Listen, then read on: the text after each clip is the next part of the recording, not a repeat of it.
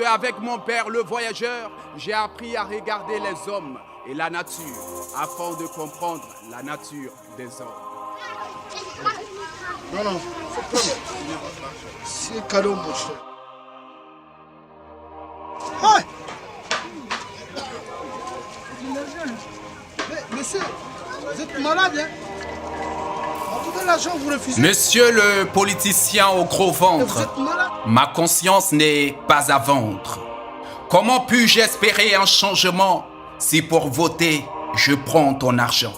Accepter tes offrandes pendant les élections, c'est contribuer à instaurer un pouvoir de corruption.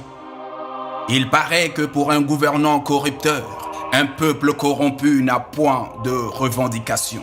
Il assiste et assume sans hausser de ton. Monsieur le politicien au gros ventre, je ne changerai pas mon vote contre une donation et confisquer l'avenir de ma nation. Monsieur le politicien au gros ventre, ma conscience n'est pas à vendre. À la tête de ce pays, j'ose espérer des hommes et des femmes qui connaissent le prix du pain, pas d'un corrupteur qui pendant les élections me tend du pain.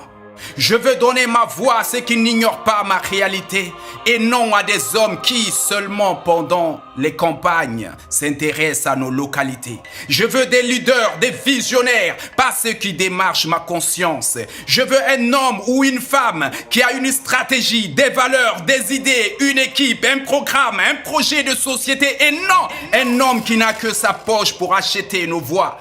Je veux des personnes élues démocratiquement et non des hommes qui font la politique du ventre et l'achat de conscience. Monsieur le politicien au gros ventre, l'argent aboie, la conscience passe. Monsieur le politicien au gros ventre, ma conscience n'est pas à vendre. Faire de la politique avec de l'argent, c'est freiner ce pays et son développement. Monsieur le politicien au gros ventre, moi, ma conscience n'est pas à vendre. Tu feras un bon commerçant avec ton argent. Avec ton argent, un mauvais politicien. Tu vas mourir de faim. Je t'assure, tu vas mourir de faim. On y va, on y va.